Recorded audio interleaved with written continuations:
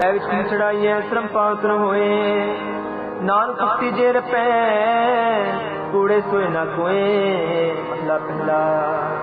लापादे राजा माचा कूड़ हुआ सिकदार काम ने सत छे बैठे विचार अंधेरे ज्ञान में पाए पर मुदार ज्ञानी न कहवा जेवावे रूप करे सिगा ऊंचे कुके वादा गावे जोड़ा का विचार मूर्ख पंडित हिकमत हो जा संजय करे प्यार धर्म धर्म करे गवावे मंगे मुख द्वार जति सदावे जितना जाने छड़ वह घर बार सबको पूरा आपे होवे घट न कोई आखे अब परवाना पिछे पाइए का नानक तो लिया जप महला बदी सुजनान का सच्चा वेख सोए सबनी छाना मारिया करता करे सो होए अगे जात न जोर है अगे जीवन में जिनकी लिखे पद पवे चंगे से लिखे बौड़ी तुर कर्म जिना तुझ पाया खत्म आया न जिना के वकिश नहीं तुझ देखी जग से उबाया तुम्हें ले आप हो तुझको आया दुख बद जानिया जिथे तुझे आप बुझाया कहते ही सच समाया सच समाया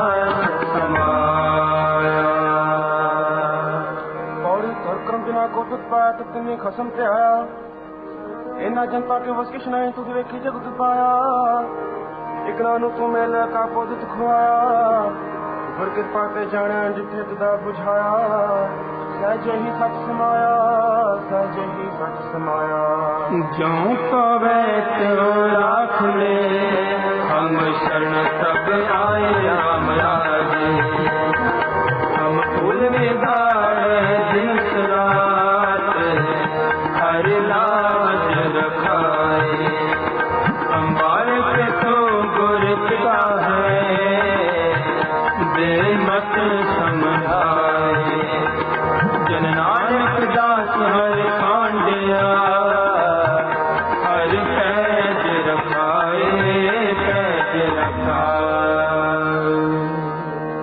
श्लोक महला पहला तुझर श्लोक भया जस चंद होई तू करता करना मैं नहीं जाओ प्रे न होई बलहारी कुदरत वस्या तेरा अंत न जाए लख्या रहा जात में जोत में जाता कुकड़ा पर भूर रहा तू सच्चा साहिब संत वाले हो जिनकी थी सुपार पाया कहो नानक देखिया बाता जो कुछ करना सो कर रहा महला दूजा योग शब्दं ज्ञान शब्दं वेद शब्दं ब्राह्मण है खत्री शब्दं सूर शब्दं शुद्ध शब्दं प्राकृत है सर्व शब्दं एक शब्दं जे को जाने प्यो नानक ताका दास है सोए निरंजन देव महला दूजा। एक सर्व देवा देव देवाता आत्मा आत्मा बास देव से जे को जाने प्यो नानका का दास है सोई निरंजन देव महला पहला। कुंभे बदा जल है जल बिन कुंभ ना हो ज्ञान का बदा मन रहे गुर बिन ज्ञान न होए पौड़ी पड़या होगा गुनहागा आंखों में साज न मारिए जहाँ कल काला तेरे हो नाम प्रचारिए ऐसी कलना के लिए जित दरगाह गया हरिए पड़े पड़े हुआ विचारे अगे विचारिए मोहित सो अगे मारिए अगे मारिए अगे मारिए।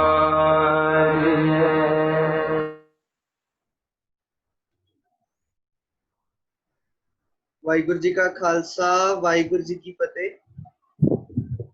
ਅੱਜ ਅਸੀਂ ਸਾਰੇ ਜੁੜੇ ਹਾਂ ਜੀ ਵਡਿਆਈ ਵਿਚਾਰ ਵਾਸਤੇ ਤੇ ਅੱਜ ਮੈਂ ਭਾਗਾ ਨਾ ਕਿ ਮੇਰੀ ਡਿਊਟੀ ਲਗਾਈ ਗਈ ਹੈ ਜੀ ਮੋਡਰੇਟ ਕਰਨ ਨੂੰ ਜੀ ਤੇ ਅਸੀਂ ਪਹਿਲਾਂ ਫਤਿਹ ਨਾਲ ਸਾਂਝ ਪਾਈਏ ਜੀ। ਵਾਹਿਗੁਰੂ ਜੀ ਕਾ ਖਾਲਸਾ ਵਾਹਿਗੁਰੂ ਜੀ ਕੀ ਫਤਿਹ।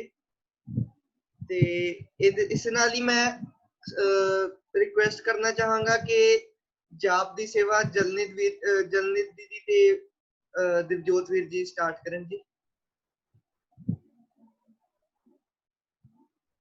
ਸਹਿਜਵੀਰ ਸਿੰਘ ਜੀ ਉਹਨਾਂ ਨੂੰ ਸਪੋਰਟ ਕਰ ਲਓ ਜੀ।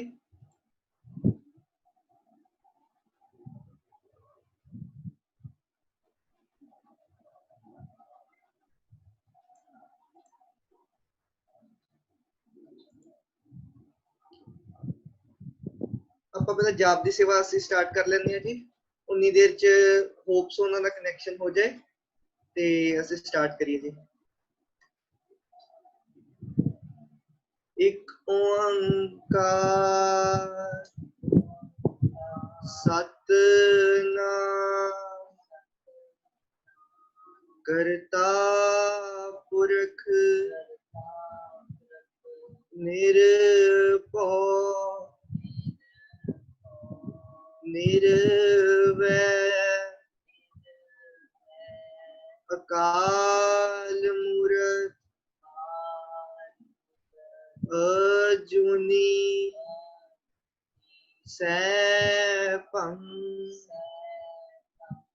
ਗੁਰ ਪ੍ਰਸਾਦਿ ਇਕ ਓੰਕਾਰ ਸਤਿਨਾਮ ਕਰਤਾ ਪੁਰਖ ਨਿਰਭਉ ਨਿਰਵੈਰ ਅਕਾਲ ਮੂਰਤ ਅਜੂਨੀ ਸੈਭੰ ਗੁਰ ਪ੍ਰਸਾਦਿ ਇਕ ਓੰਕਾਰ ਸਤਿਨਾਮ ਕਰਤਾ ਪੁਰਖ ਨਿਰਭਉ ਨਿਰਵੈਰ ਅਕਾਲ ਮੂਰਤ ਅਜੂਨੀ ਸੈਭੰ ਗੁਰ ਪ੍ਰਸਾਦਿ ਇਕ ਓੰਕਾਰ ਸਤਿਨਾਮ ਕਰਤਾ ਪੁਰਖ ਨਿਰਭਉ ਨਿਰਵੈਰ ਅਕਾਲ ਮੂਰਤ ਅਜੂਨੀ ਸੈਭੰ ਗੁਰ ਪ੍ਰਸਾਦਿ ਇਕ ਓੰਕਾਰ ਸਤਿਨਾਮ ਕਰਤਾ ਪੁਰਖ ਨਿਰਭਉ ਨਿਰਵੈਰ ਅਕਾਲ ਮੂਰਤ ਅਜੂਨੀ ਸੈਭੰ ਗੁਰ ਪ੍ਰਸਾਦਿ ਵਾਹਿਗੁਰੂ ਵਾਹਿਗੁਰੂ ਵਾਹਿਗੁਰੂ ਵਾਹਿਗੁਰੂ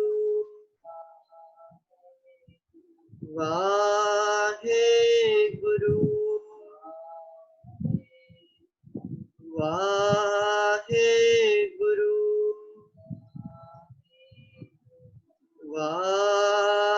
ਵਾਹਿਗੁਰੂ ਵਾਹਿਗੁਰੂ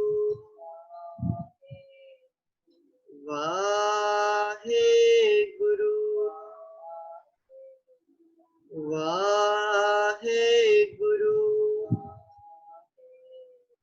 ਵਾਹਿਗੁਰੂ ਜੀ ਕਾ ਖਾਲਸਾ ਵਾਹਿਗੁਰੂ ਜੀ ਕੀ ਫਤਿਹ। ਆਈ ਹੋਪ ਸੋ ਜਲਨੀ ਦੀਦੀ ਤੇ ਦਿਵਜੋਤ ਵੀਰ ਜੀ ਜੁੜ ਚੁੱਕੀਆਂ ਸਾਡੇ ਨਾਲ ਤੇ ਮੈਂ ਸਾਡੇ ਪਾਵਰ ਡੀਓ ਨੂੰ ਰਿਕੁਐਸਟ ਕਰਾਂਗਾ ਕਿ ਉਹ ਸਲੋਕ ਦੀ ਸੇਵਾ ਲੈਣ ਤੇ ਸਟਾਰਟ ਕਰਨ ਜੀ। ਵਾਹਿਗੁਰੂ ਜੀ ਕਾ ਖਾਲਸਾ ਵਾਹਿਗੁਰੂ ਜੀ ਕੀ ਫਤਿਹ। ਜਪਨ ਜੋਤ ਦੀ ਸਾਨੂੰ ਬੇਨਤੀ ਹੈ, ਪਲੀਜ਼ ਸਾਨੂੰ 2 ਮਿੰਟ ਚਾਹੀਦੇ, ਤੁਸੀਂ ਸ਼ਲੋਕ ਪੜੋਗੇ, ਸੇਵਾ ਕਰੋ, ਅਸੀਂ ਜੁਆਇਨ ਕਰ ਰਹੇ 2 ਮਿੰਟ 'ਚ। ਜੀ ਵੀਰ ਜੀ। ਧੰਨਵਾਦ ਜੀ।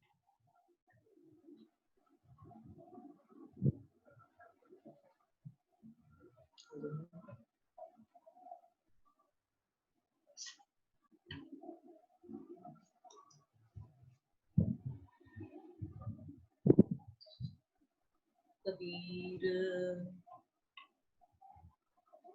एक मरण ते दोए मुए, दोए मरण तह चार, चार मरण तह छे मुए, चार पुरख दोए नार। कबीर एक मरण ते दोए मुए, दोए मरण तह चार, चार मरण तह छे मुए, चार पुरख दोए नार। हे कबीर, प्रभु दे गुण गाविया गुणा दा अंत तां नहीं पै सकदा, पर इस सिफत साला दी बरकत नाल मन मर जांदा है, मन विकारां वल्लों हट जांदा है। इस एक मन दे मरण नाल एक होर भी मारिया, जात अभिमान ते कुल 2 मर गए, मन अते जात अभिमान। फिर 2 होर मरे, देह अत्यास अते तृष्णा, कुल 4 हो गए। 2 होर मरे, कुसंग अते निंदा, ते यह सारे 6 हो गए। 4 पुलिंग अते 2 स्त्रीलिंग, 4 पुलिंग पुरख अते 2 स्त्रीलिंग नाम। मैं रिक्वेस्ट करांगा सहजबीर ਵੀਰ ਜੀ ਨੂੰ, ਦਿਵਜੋਤ ਐਂਡ ਜਨਨੀ ਦੀਦੀ ਨੇ ਰੇਜ਼ ਹੈਂਡ ਕੀਤਾ, ਉਹਨਾਂ ਨੂੰ ਪਲੀਜ਼ ਸਪੌਟਲਾਈਟ ਵੀਡੀਓ ਤੇ ਕਰ ਦਿੱਤਾ ਜਾਏ।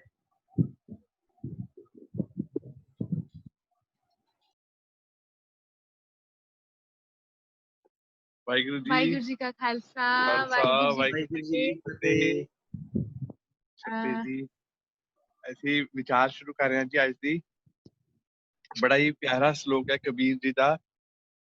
ਕਬੀਰ ਏਕ ਮਰਨ ਤੇ ਦੋਏ ਮੁਏ, ਦੋਏ ਮਰਨ ਤੇ ਚਾਰ, ਚਾਰ ਮਰਨ ਤੇ ਛੇ ਮੁਏ, ਚਾਰ ਪੁਰਖ ਦੋਏ ਨਾਰ। ਇਸ ਸ਼ਲੋਕ ਵਿੱਚ ਇਸ ਤਰ੍ਹਾਂ ਲੱਗਦਾ ਹੈ ਜਿਵੇਂ ਕਬੀਰ ਜੀ ਨੇ ਕੋਈ ਸਾਨੂੰ ਬੁਝਾਰਤ ਪਾਈ ਹੈ, ਤੇ ਉਹਨਾਂ ਨੇ ਬੜੇ ਕਹਿ ਲਓ ਇੱਕ ਬੁਝਾਰਤ ਦੇ ਤਰੀਕੇ ਨਾਲ ਇਸ਼ਾਰਾ ਕੀਤਾ ਹੈ, ਤੇ ਬੜਾ ਹੀ ਡੀਪ ਉਹਨਾਂ ਨੇ ਇਹਦੇ ਵਿੱਚ ਸਾਨੂੰ ਮੈਸੇਜ ਦਿੱਤਾ ਹੈ। ਤੇ ਜਿਵੇਂ ਹੁਣ ਇਹ ਅਰਥ ਪੜਿਆ ਗਿਆ ਹੈ, ਕਬੀਰ ਜੀ ਕਹਿ ਰਹੇ ਨੇ ਏਕ ਮਰਨ ਤੇ ਦੋਏ ਮੋਏ। ਸਭ ਤੋਂ ਪਹਿਲੇ ਅਸੀਂ ਆਪਣੇ ਮਨ ਨੂੰ ਮਾਰਨਾ ਹੈ। ਅਸੀਂ ਆਮ ਜਿਵੇਂ ਡਿਸਕਸ ਕਰਦੇ ਹਾਂ ਵਡਿਆਈ ਵਿਚਾਰ ਚ, ਆਪਣੇ ਮਨ ਨੂੰ ਮਾਰਨਾ ਹੈ, ਮਤਲਬ ਆਪਣੇ ਮਨ ਤੇ ਕੰਟਰੋਲ ਪਾਣਾ ਹੈ, ਉਹਨੂੰ ਕਾਬੂ ਕਰਨਾ ਹੈ। ਤੇ ਕਬੀਰ ਜੀ ਉਸ ਤੋਂ ਅੱਗੇ ਦੱਸ ਰਹੇ ਨੇ ਕਿ ਜਦੋਂ ਅਸੀਂ ਮਨ ਨੂੰ ਮਾਰ ਲੈਂਦੇ ਹਾਂ ਤਾਂ ਫਿਰ ਅੱਗੇ ਕੀ ਹੁੰਦਾ ਹੈ ਕਿ ਪਹਿਲਾਂ ਮਨ ਮਰਦਾ ਹੈ, ਫਿਰ ਦੋਏ ਮੋਏ, ਫਿਰ ਇੱਕ ਹੋਰ ਚੀਜ਼ ਮਰਦੀ ਹੈ, ਇੱਕ ਹੋਰ ਵਿਕਾਰ ਮਰਦਾ ਹੈ, ਤੇ ਫਿਰ ਉਹ ਜਦੋਂ 2 ਮਰ ਜਾਂਦੇ ਉਸ ਤੋਂ ਬਾਅਦ 4 ਮਰ ਜਾਂਦੇ ਨੇ, 2 ਹੋਰ ਮਰ ਜਾਂਦੇ ਨੇ ਕਿ ਤੇ 4 ਮਰਨ ਤੇ 6 ਮੋਏ। ਫਿਰ 4 ਹੀ ਨਹੀਂ, 4 ਤੋਂ ਅੱਗੇ ਵੀ ਹੋ ਜਾਂਦਾ ਹੈ, ਅੱਗੋਂ ਗਿਣਤੀ 6 ਤੱਕ ਚਲ ਜਾਂਦੀ, 2 ਹੋਰ ਮਰ ਜਾਂਦੇ ਨੇ, ਤੇ 4 ਪੁਰਖ ਦੋਏ ਨਾਰ। ਸੋ ਇਨ ਟੋਟਲ ਕਬੀਰ ਜੀ ਕਹਿ ਰਹੇ ਨੇ ਕਿ 6 ਚੀਜ਼ਾਂ ਮਰੀਆਂ ਨੇ। ਇੱਕ ਹੈਗਾ ਮਨ ਸਭ ਤੋਂ ਪਹਿਲਾਂ, ਤੇ ਪਲੱਸ 5 ਚੀਜ਼ਾਂ ਹੋਰ ਮਰੀਆਂ ਨੇ, ਤੇ ਉਹ 5 ਕੀ ਨੇ? ਉਹ ਸਾਡੇ ਵਿਕਾਰ ਨੇ। ਤੇ ਅਸੀਂ ਜਿਹੜੇ ਪ੍ਰੋਫੈਸਰ ਸਾਹਿਬ ਸਿੰਘ ਜੀ ਦਾ ਟੀਕਾ ਇਹਦੇ ਵਿੱਚ ਲਿਖਿਆ ਹੈ ਕਿ ਇਹ 5 ਚੀਜ਼ਾਂ ਨੂੰ ਜੇ ਅਸੀਂ ਅੰਡਰਸਟੈਂਡ ਕਰਨਾ ਹੈ ਕਿ ਕਿਹੜੀਆਂ 5 ਚੀਜ਼ਾਂ ਨੇ, ਤਾਂ ਇਹ ਸਾਨੂੰ ਪਿਛਲੇ ਸ਼ਲੋਕਾਂ ਨਾਲ ਵੀ ਲਿੰਕ ਕਰ ਲੈਣਾ ਚਾਹੀਦਾ ਹੈ। ਤੇ ਪ੍ਰੋਫੈਸਰ ਸਾਹਿਬ ਸਿੰਘ ਜੀ ਲਿਖਦੇ ਨੇ ਕਿ ਪਿਛਲੇ 5 ਸ਼ਲੋਕਾਂ 'ਚ ਜ਼ਿਕਰ ਆਇਆ ਹੈ ਹੰਕਾਰ ਦਾ, ਮੋਹ, ਤ੍ਰਿਸ਼ਨਾ, ਕੁਸੰਗ ਤੇ ਨਿੰਦਿਆ। ਤੇ ਇਹਨਾਂ ਵਿੱਚੋਂ ਤ੍ਰਿਸ਼ਨਾ ਤੇ ਨਿੰਦਿਆ ਹੋ ਗਈਆਂ ਜੇ ਇਸਤਰੀ ਲਿੰਗ, ਤੇ ਅਭਿਮਾਨ, ਸਰੀਰਕ ਮੋਹ ਅਤੇ ਕੁਸੰਗ ਇਹ ਹੋ ਗਏ ਪੁਲਿੰਗ, ਤੇ ਪਲੱਸ ਜਿਹੜਾ ਮਨ ਹੈ ਉਹ ਪੁਲਿੰਗ ਹੈ। ਸੋ ਅਸੀਂ ਇਸ ਨੂੰ ਇਸ ਤਰ੍ਹਾਂ ਇੰਟਰਪ੍ਰੇਟ ਕਰ ਸਕਦੇ ਹਾਂ ਕਿ ਜਦੋਂ ਆਪਣੇ ਮਨ ਨੂੰ ਮਾਰ ਲੈਂਦੇ ਹਾਂ, ਉਸ ਤੋਂ ਬਾਅਦ ਅਸੀਂ ਕਹਿ ਲਓ ਇੰਨੇ ਪਾਵਰਫੁਲ ਹੋ ਜਾਂਦੇ ਹਾਂ ਕਿ ਫਿਰ ਨੈਕਸਟ ਜਿਹੜੀ ਚੀਜ਼ਾਂ ਨੇ ਸਾਡੇ ਮਨ ਦੇ ਵਿਕਾਰ ਨੇ, ਅਸੀਂ ਇੱਕ ਇੱਕ ਕਰਕੇ ਉਹਨਾਂ ਦੇ ਉੱਤੇ ਵੀ ਕਹਿ ਲਓ ਵਿਕਟਰੀ ਪ੍ਰਾਪਤ ਕਰ ਲੈਂਦੇ। ਰਾਈਟ, ਆਈ ਥਿੰਕ ਮੇਨ ਜਿਹੜੀ ਅਸੀਂ ਪਿਛਲੇ ਸਲੋਕਾਂ ਨਾਲ ਵੀ ਅਸੀਂ ਲਿੰਕ ਕਰੀਏ, ਜਿਹੜਾ ਸਾਡਾ ਮਨ ਜੇ ਅਸੀਂ ਜਿੱਤ ਲਿਆ ਨਾ, ਉਸ ਤੋਂ ਬਾਅਦ ਬਾਕੀ ਚੀਜ਼ਾਂ ਬੜੀਆਂ ਈਜ਼ੀਲੀ ਹੈਗੀਆਂ। ਉਸ ਤੋਂ ਬਾਅਦ ਅਸੀਂ ਇੰਨੇ ਪਾਵਰਫੁਲ ਹੋ ਜਾਂਦੇ, 1 2 ਨੂੰ ਵੀ ਟੈਕਲ ਕਰ ਲੈਂਦੇ ਆ, 4 ਨੂੰ ਵੀ, 6 ਨੂੰ ਵੀ। ਪਰ ਜਿਹੜਾ ਪ੍ਰਾਇਮਰੀ ਹੈਗਾ, ਅਸੀਂ ਮਨ ਨੂੰ ਜਿੱਤ ਲਈਏ। ਬਾਕੀ ਸੰਗਤ ਦੇ ਵਿਚਾਰ ਦਿਓ ਜੀ।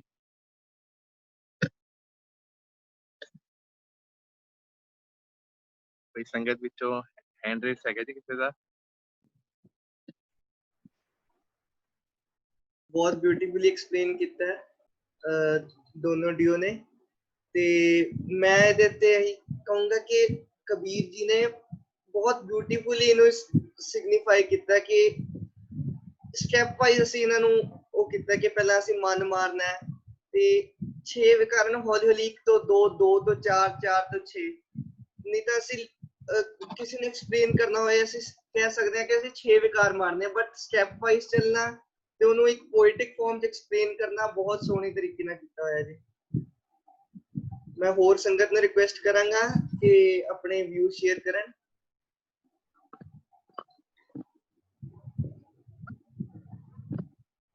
ਬਾਕੀ ਸੰਗਤ ਜੀ ਰੇਜ਼ ਹੈਂਡ ਕਰੋ।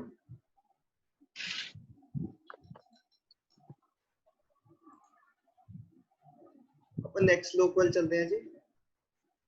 ਇਹਦੇ ਤੇ ਵੈਸੇ ਨਹੀਂ, ਮੈਂ ਵਿਚਾਰ ਕਰਨੀ ਬਹੁਤ ਲੋੜ ਹੈਗੀ ਹੈ ਮਨ ਦੇ ਉੱਪਰ। ਵੈਸੇ ਪਹਿਲੇ ਵੀ ਵਿਚਾਰ ਕੀਤੀ ਹੈ। 1 ਮਿੰਟ ਹੋਰ ਵੇਟ ਕਰਦੇ ਹਾਂ, ਕੋਈ ਸੰਗਤ ਵਿੱਚ ਕੋਈ ਹੋਰ ਆਪਣੇ ਵਿਚਾਰ ਦੇਣਾ ਚਾਹੇ। ਇਹ ਅਸੀਂ ਥੋੜੇ ਕਿਊਰੀਅਸ ਹੈਗੇ ਆ, ਬਾਕੀਆਂ ਤੋਂ ਵੀ ਵਿਚਾਰ ਕਰਨਾ ਚਾਹੁੰਦੇ ਇਹਦੇ ਨਾਲ। ਰਮਨੀਤ ਸਿੰਘ ਜੀ ਨੇ ਹੈਂਡ ਰੇਸ ਕੀਤਾ ਜੀ। ਹਾਂਜੀ,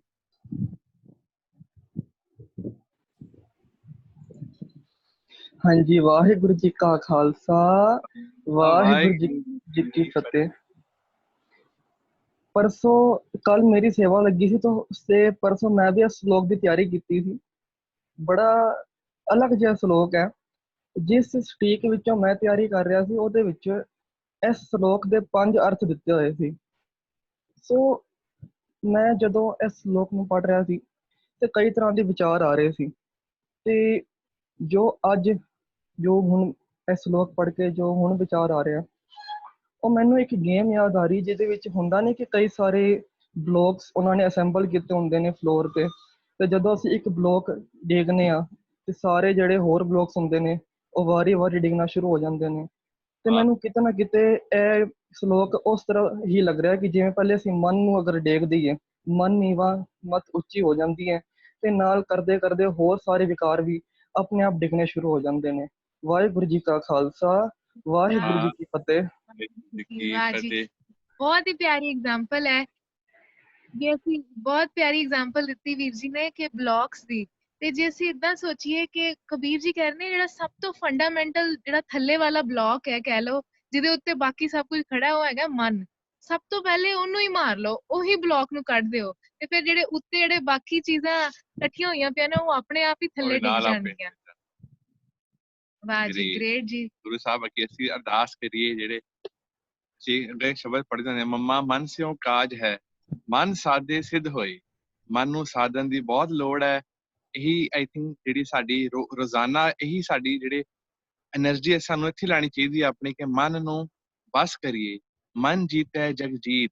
ਜੇ ਅਸੀਂ ਮਨ ਨਾਲ ਆਪਾਂ ਜੂਝਾਂਗੇ ਤੇ ਬਾਕੀ ਚੀਜ਼ਾਂ ਸਾਨੂੰ ਬੜੀ ਈਜ਼ੀਲੀ ਅਸੀਂ ਇਹਨੂੰ ਕੈਪਚਰ ਕਰ ਸਕਦੇ ਹਾਂ, ਚਾਹੇ ਉਹ ਵਿਕਾਰ ਹੈ। ਆਈ ਥਿੰਕ ਸਭ ਤੋਂ ਵੱਡੀ ਗੱਲ ਹੈ ਜੋ ਅਸੀਂ ਸੰਗਤ ਸਾਰੀ ਇੱਥੇ ਬੜੀ ਬਖਸ਼ਿਸ਼ ਵਾਲੀ ਹੈ, ਜਿਹੜੀ ਮਨ ਨੂੰ ਮਾਰ ਕੇ ਕਿ ਅੰਮ੍ਰਿਤ ਵੇਲੇ ਉੱਠ ਰਹੇ ਹਾਂ। ਇਹ ਫਸਟ ਸਟੈਪ ਹੈਗਾ। ਆਈ ਥਿੰਕ ਅੰਮ੍ਰਿਤ ਵੇਲਾ ਸੰਭਾਲਣਾ, ਇਹ ਵੀ ਮਨ ਨੂੰ ਜਿਹੜੀ ਆਲਸ ਨੂੰ ਨਾਲ ਲੜ ਕੇ ਜਿੱਤ ਪ੍ਰਾਪਤ ਕਰਨੀ, ਇਹ ਫਸਟ ਸਟੈਪ ਹੈ। ਉਸ ਤੋਂ ਬਾਅਦ ਬੜਾ ਈਜ਼ੀ ਹੋ ਜਾਂਦਾ ਹੈ। ਤੇ ਆਈ ਥਿੰਕ ਸਾਰੇ ਵਡਭਾਗੀ ਆ ਜਿਨ੍ਹਾਂ ਨੇ ਅੰਮ੍ਰਿਤ ਵੇਲਾ ਸੰਭਾਲਿਆ ਹੋਇਆ ਹੈ। ਇਹ ਵੀ ਇੱਕ ਮਨ ਮਾਰਨ ਦੀ ਇੱਕ ਪ੍ਰਾਪਤੀ ਹੈਗੀ ਹੈ। ਅਸੀਂ ਨੈਕਸਟ ਚੱਲੀਏ ਜੀ ਕਿਸੇ ਹੋਰ ਦਾ। ਹਰਮੀਤ ਕੌਰ ਜੀ ਦਿੱਲੀ ਤੋਂ ਆਂਟੀ ਬੜਾ ਹੀ ਪਿਆਰੇ ਵਿਚਾਰ ਦਿੰਦੀ ਹੈ, ਪਲੀਜ਼ ਉਹਨਾਂ ਨੂੰ ਲਿਆਓ ਜੀ ਸਪੌਟਲਾਈਟ ਤੇ।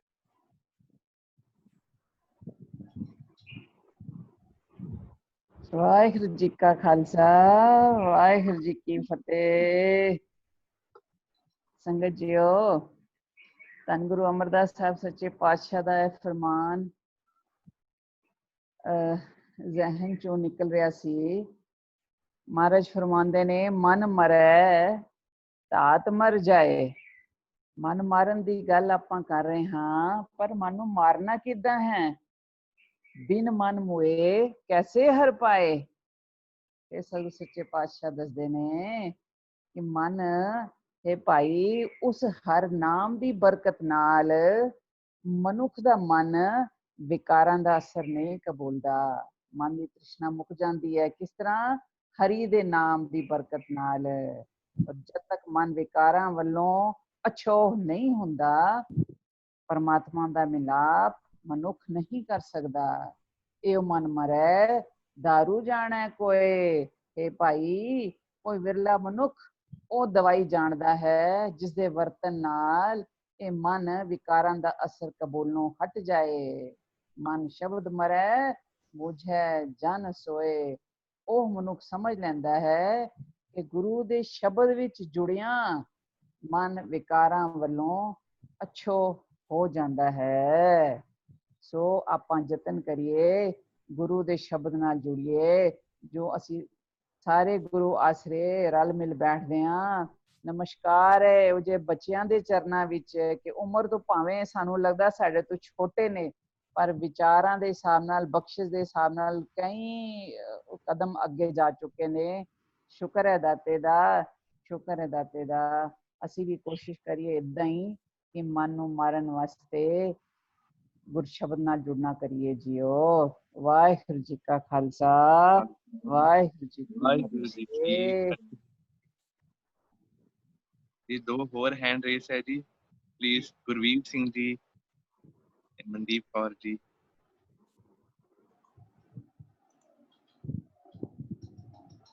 ਵਾਹਿਗੁਰੂ ਜੀ ਕਾ ਖਾਲਸਾ, ਵਾਹਿਗੁਰੂ ਜੀ ਕੀ ਫਤਿਹ ਜੀ। ਬਹੁਤ ਵਧੀਆ ਵਿਚਾਰ ਚੱਲ ਰਹੀ ਹੈ ਜੀ, ਬੱਚਿਆਂ ਦੇ ਵੱਲੋਂ ਕਮਾਲ ਚੱਲ ਰਹੀ ਹੈ। ਅਸੀਂ ਤਾਂ ਆਨੰਦ ਲੈ ਰਹੇ ਹਾਂ। ਛੋਟੇ ਛੋਟੇ ਪਾਰਟ ਅਸੀਂ ਕਰ ਸਕਦੇ ਹਾਂ, ਬਟ ਤੁਹਾਡਾ ਮੁਕਾਬਲਾ ਫਿਰ ਵੀ ਨਹੀਂ ਕਰ ਸਕਦੇ, ਸਾਨੂੰ ਇਹ ਲੱਗਦਾ ਹੈ। ਇਹਦੇ ਵਿੱਚ ਮੇਨ ਚੀਜ਼ ਇਹ ਦਿੱਤੀ ਜਾ ਰਹੀ ਹੈ ਵੀ ਮਨ ਮਾਰਨਾ ਜ਼ਰੂਰੀ ਹੈ, ਤਾਂ ਹੀ ਬਾਕੀ ਵਿਕਾਰ ਮਰਨੇ ਨੇ। ਤੇ ਹੁਣ ਮਨ ਨੂੰ ਮਾਰਨਾ ਕਿੱਦਾਂ? ਉਹਦੇ ਵਿੱਚ ਸਭ ਦੇ ਵਿਚਾਰ ਵੱਖਰੇ ਵੱਖਰੇ। ਛੋਟੀ ਜਿਹੀ ਹੋਰ ਐਡ ਔਨ ਮੈਂ ਕਰ ਸਕਦਾ ਵੀ ਅਸੀਂ ਨਾਰਮਲੀ ਨਾ ਹਰ ਵੇਲੇ ਕੰਪਲੇਨਿੰਗ ਮੋਡ 'ਚ ਰਹਿੰਦੇ ਹਾਂ। ਸਾਡੇ ਕੋਲ ਇਹ ਨਹੀਂ, ਸਾਡੇ ਕੋਲ ਉਹ ਨਹੀਂ, ਫਲਾਣੇ ਕੋਲ ਇਹ ਚੀਜ਼ ਰਹਿ ਗਈ ਹੈ, ਸਾਡੇ ਕੋਲ ਮਿਲਦੀ ਨਹੀਂ। ਜੋ ਵੀ ਹੈ ਨਾਰਮਲੀ, ਮਤਲਬ ਅਸੀਂ ਅਗਰ ਰੱਬ ਦੇ ਕਮਰੇ ਜਾ ਕੇ ਅਰਦਾਸ ਵੀ ਕਰਾਂਗੇ ਤੇ ਚੀਜ਼ਾਂ ਦੀ ਡਿਮਾਂਡ ਹੀ ਰੱਖਾਂਗੇ, ਦੁਨਿਆਵੀ ਚੀਜ਼ਾਂ ਹੀ ਮੰਗਾਂਗੇ। ਜਦੋਂ ਅਸੀਂ ਕੰਪਲੇਨਿੰਗ ਮੋਡ 'ਚ ਰਹਿੰਦੇ ਹਾਂ ਤੇ ਸਾਡਾ ਸ਼ੁਕਰ ਵਾਲਾ ਮੋਡ ਖਤਮ ਹੋ ਜਾਂਦਾ ਹੈ। ਅਸੀਂ ਰੱਬ ਦਾ ਸ਼ੁਕਰ ਕਰਨਾ ਭੁੱਲ ਜਾਂਦੇ ਹਾਂ ਕਿ ਜੋ ਸਾਨੂੰ ਉਹਨੇ ਇੰਨਾ ਕੁਝ ਦਿੱਤਾ ਹੋਇਆ ਉਹ ਅਸੀਂ ਨਹੀਂ ਉਹਦਾ ਸ਼ੁਕਰ ਕਰ ਰਹੇ। ਅਗਰ ਅਸੀਂ ਸ਼ੁਕਰ ਨਹੀਂ ਕਰਾਂਗੇ ਦੈਨ ਕਿਵੇਂ ਰੱਬ ਸਮਝੇਗਾ ਕਿ ਇਹਨੂੰ ਹੋਰ ਦਿੱਤਾ ਜਾਵੇ। ਇਸ ਵਾਸਤੇ ਸਾਨੂੰ ਕੰਪਲੇਨਿੰਗ ਮੋਡ ਤੋਂ ਹਟ ਕੇ ਸ਼ੁਕਰ ਵਾਲੇ ਮੋਡ ਤੇ ਜਾਣਾ ਚਾਹੀਦਾ ਹੈ ਵੀ ਵਾਹਿਗੁਰੂ ਤੇਰਾ ਬਹੁਤ ਸ਼ੁਕਰ ਹੈ ਜੋ ਤੂੰ ਇੰਨਾ ਕੁਝ ਦਿੱਤਾ ਹੋਇਆ। ਆਟੋਮੈਟਿਕਲੀ ਸਾਨੂੰ ਹਰ ਚੀਜ਼ ਉਸ ਤੋਂ ਵੱਧ ਮਿਲ ਹੀ ਜਾਏਗੀ। ਵਾਹਿਗੁਰੂ ਜੀ ਕਾ ਖਾਲਸਾ, ਵਾਹਿਗੁਰੂ ਜੀ ਕੀ ਫਤਿਹ। ਵਾਹਿਗੁਰੂ ਜੀ ਕੀ ਫਤਿਹ। ਇੱਕ ਬੜਾ ਹੀ ਪਿਆਰਾ ਅੰਕਲ ਨੇ ਬੜਾ ਸਾਨੂੰ ਟਿਪ ਦਿੱਤਾ ਕਿ ਸ਼ੁਕਰ ਬਾਰੇ ਮੋਡ 'ਚ ਜਾਈਏ। ਮੈਨੂੰ ਕਈ ਵਾਰ ਲੱਗਦਾ ਜਦੋਂ ਅਸੀਂ ਸ਼ੁਕਰਾਨਾ ਕਰਨ ਦੇ ਮੋਡ ਵਿੱਚ ਜਾਂਦੇ ਹਾਂ, ਉਹਦੇ ਨਾਲ ਜਦੋਂ ਸ਼ੁਕਰਾਨਾ ਕਰਦੇ ਹਾਂ ਉਹ ਵੀ ਜਿਵੇਂ ਮਲਟੀਪਲਾਈ ਹੁੰਦਾ ਰਹਿੰਦਾ। ਸਾਡੇ ਸ਼ੁਕਰਾਨਾ ਕਰਨ ਨਾਲ ਹੈਪੀਨੈਸ ਵੀ ਸਾਡੀ ਵੱਧਦੀ ਰਹਿੰਦੀ ਹੈ, ਵੱਧਦੀ ਰਹਿੰਦੀ ਹੈ। ਗੁਰੂ ਨਾਲ ਹੋਰ ਜੁੜਦੇ ਹੀ ਰਹਿੰਦੇ ਹਾਂ। ਜੇ ਅਸੀਂ ਭੱਜਦੇ ਹੁੰਦੇ ਹਾਂ ਨਾ, ਸ਼ੁਕਰਾਨਾ ਕਰਦੇ ਹੁੰਦੇ ਹਾਂ, ਸਾਡੀ ਹੋਰ ਦੌੜ ਤੇਜ਼ ਹੋ ਜਾਂਦੀ ਸ਼ੁਕਰਾਨਾ ਕਰਨ ਨਾਲ। ਤੇ ਆਈ ਥਿੰਕ ਇਹ ਬੜਾ ਅੱਛਾ ਟਿਪ ਦਿੱਤਾ ਅੰਕਲ ਨੇ। ਸ਼ੁਕਰਾਨਾ ਕਰੀਏ, ਜਿਹੜੇ ਮਨ ਦੇ ਵਿਕਾਰ ਹੋਰ ਪਿੱਛੇ ਰਹਿ ਜਾਣਗੇ, ਅਸੀਂ ਅੱਗੇ ਨਿਕਲ ਜਾਵਾਂਗੇ ਸ਼ੁਕਰਾਨੇ ਨਾਲ। ਜੀ ਮਨਦੀਪ ਕੌਰ ਜੀ।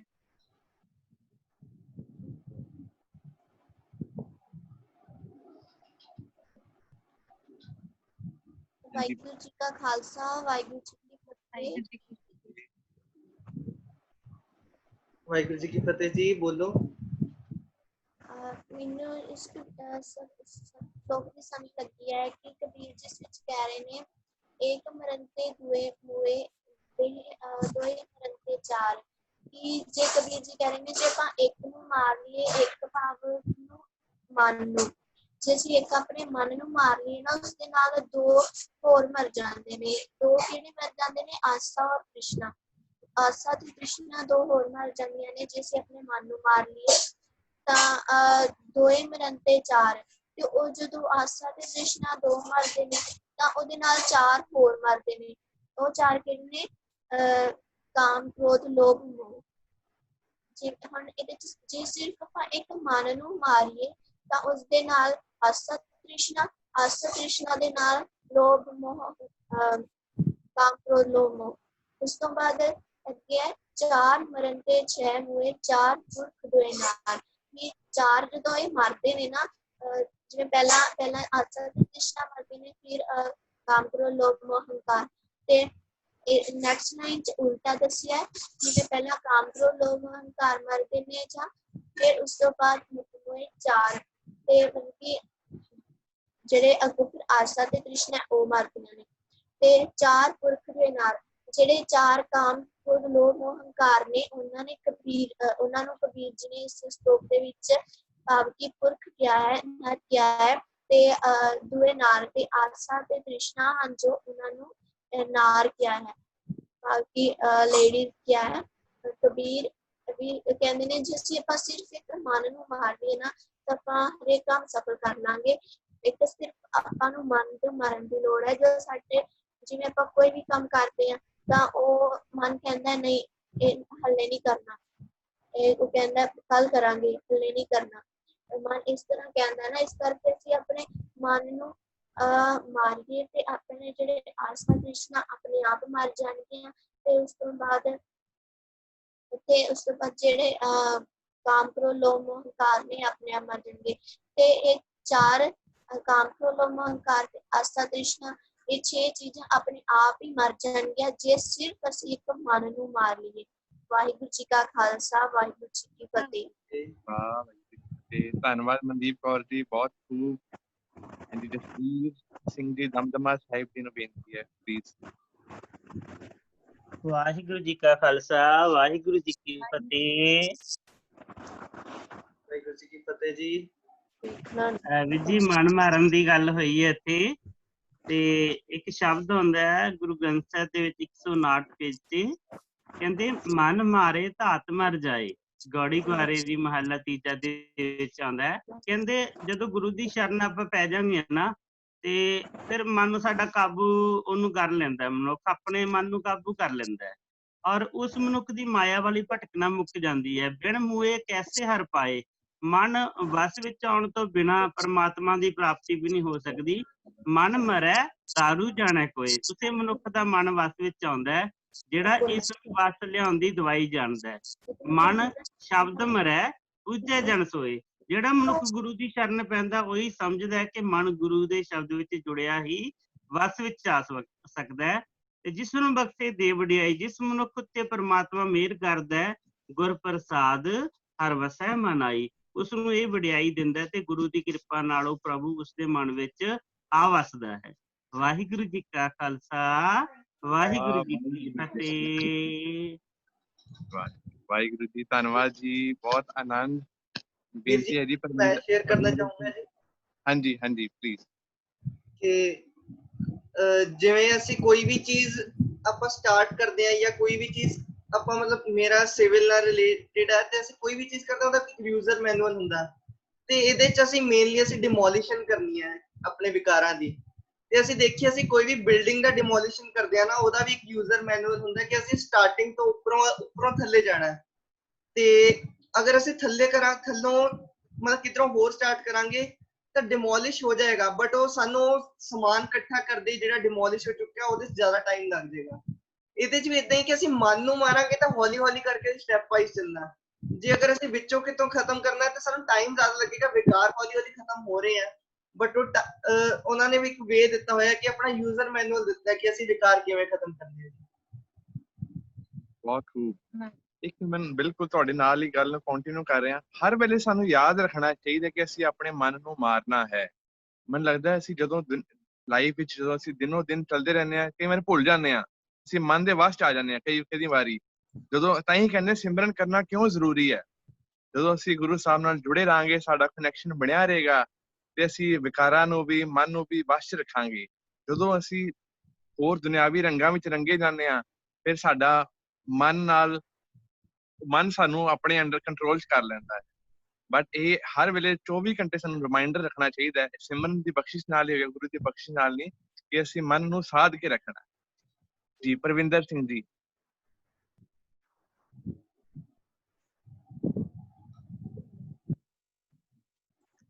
ਵਾਹਿਗੁਰੂ ਜੀ ਕਾ ਖਾਲਸਾ, ਵਾਹਿਗੁਰੂ ਜੀ ਕੀ ਫਤਿਹ ਜੀ। ਬਾਜੀ रमजी सलोक ते रमजी विचारा सारी संगत मिलके कर रही है जी। चाओ बनया है वगा भी आया चाओ चार महाराज ने बख्शी है। ਮੈਨੂੰ लगता है कबीर जी ने जो श्लोक सानू बख्शिश किया है ये कोई काव नहीं बनाया उन्होंने। भगतां दी ये एक अवस्था दी बयान किया है, एक भगत दी अवस्था जो एक भगत अपने मंजिल ते पहुंच जाता है उस अवस्था ते वो फिर अपना सारा हिसाब किताब ला के सारे बाकियां नाल साझा करता है ये किस तरह बनी है अवस्था। जिवें एक साइंसदान एक विग्यानी खोज करते हैं, पहला खोजते हैं उत्ते कई साल लगाते हैं, खोज करके एक सिट्टा सारे संसार अगे रखते हैं भी इस गल का आ नतीजा है ते ਇਹਦਾ कारण यह है, कॉज एंड इफेक्ट ये हैं ते इस करके होंदा है। सो भगत भी मैनूं लगदा है साइंस वांगू उन्होंने खोज कर करके जिस अवस्था ते पहुंचते हैं फिर उस अवस्था ते आप दा आनंद माणदे हैं, फिर दूजियां नूं भी प्रेरित करते हैं ते वो किस तरह बनती है उहदे वास्ते भी राह विखाउंदे हैं। इस गल नूं जिस तरह रमजी जो श्लोक है पहला मन मारन की गल की है, पिछले कहते हैं भाई साहब सिंह ने बड़ी वधिया इस खोज की है, बड़ी मेहनत करके भी पिछले जिहड़े 5 श्लोक 6 श्लोक असीं पढ़े हैं उन्होंने जे असीं जोड़ के पढ़ांगे एक लड़ीवार स्वरूप दे विच इस श्लोक के अर्थ हो जाणगे। ये 6 जो हैं 6 मूए 4 जिहड़े हैं लिंग हैं ते 2 नार हैं, 4 पुरख ते 2 नार। इहदे विच दसदे हैं भी सब तो पहला मन जिहड़ा मारना है गल उही है।